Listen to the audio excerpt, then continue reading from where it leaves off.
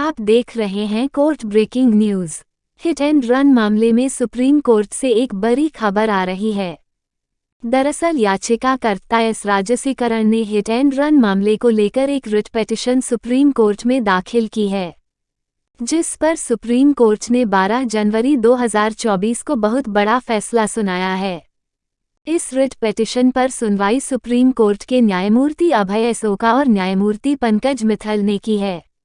Supreme court ने इस writ petition के आलोक में कई महत्वपूर्ण निर्देश दिए हैं और इस पर फैसला बहुत विस्तृत रूप में दिया गया है। हम इस वीडियो में इस फैसले को संक्षेप रूप में समझने का प्रयास करेंगे। सुप्रीम कोर्ट ने रिट पिटीशन पर सुनवाई करते हुए केंद्र सरकार को कई तरह के निर्देश दिए हैं। दरअसल इस रिट पिटीशन के याचिकाकर्ता एस राजसीकरण ने रिट पिटीशन 295/2012 दाखिल करके सुप्रीम कोर्ट से हिट एंड रन मामले में हुई मौत पर केंद्र सरकार द्वारा वर्ष 2022 से चलाए जा रही योजना को प्रभावी ढंग से चलाने के लिए केंद्र सरकार को निर्देश देने का निवेदन किया है। आपको बता दें कि हिट एंड रन के वैसे मामले जिसमें अज्ञात वाहनों के द्वारा किसी व्यक्ति को धक्का लगने से मौत हो गई या गंभीर रूप से जख्मी हो गया है, तो ऐसे लोगों के लिए केंद्र सरकार 1 अप्रैल 2022 से एक योजना चला रही है। इस योजना के तहत अगर हिट एंड रन के वैसे मामले जिसमें अज्ञात वाहन के द्वारा धक्का लगने से किसी की मौत हो जाती है, तो केंद्र सरकार की चलाई जा रही योजना के तहत मृतक के विधिक प्रतिनिधि को 2 लाख का मुआवजा दी जाती है। अज्ञात वाहन के द्वारा धक्का लगने से गंभीर रूप से जख्मी हो जाने पर 50,000 रुपया मुआवजा दी जाती है। मगर आम लोगों को इस योजना की जानकारी नहीं है, जिस कारण लोग इस योजना का लाभ नहीं उठा पा रहे हैं। सुप्रीम कोर्ट ने अपने आदेश में कहा कि वर्ष 2022 में 67,387 हिट एंड रन दुर्घटना हुई, जिसमें मात्र 205 लोगों ने इस योजना के तहत दावा आवेदन दाखिल किया है। सुप्रीम कोर्ट ने कहा कि लोगों को इस योजना की जानकारी बहुत कम है। हिट एंड रन के मामले में पुलिस को पीड़ितों को इस योजना के बारे में जानकारी देनी होगी।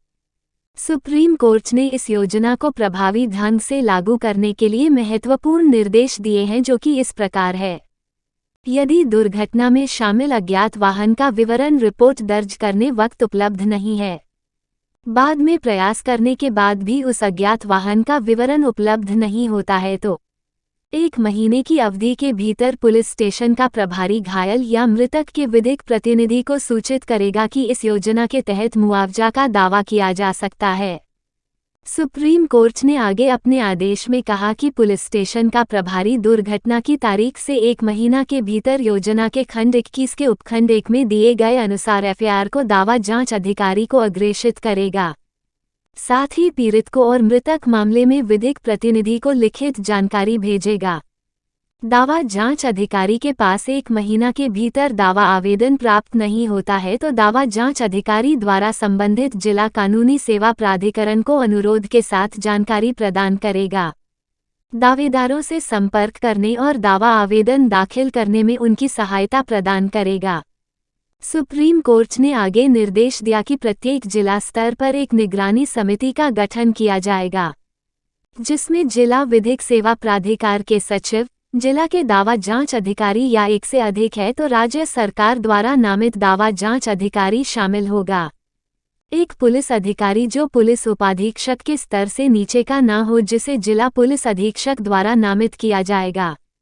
जिला विधिक सेवा प्राधिकार के सचिव निगरानी समिति के संयोजक होंगे। समिति हर 2 महीने में कम से कम 1 बार बैठक करेगी।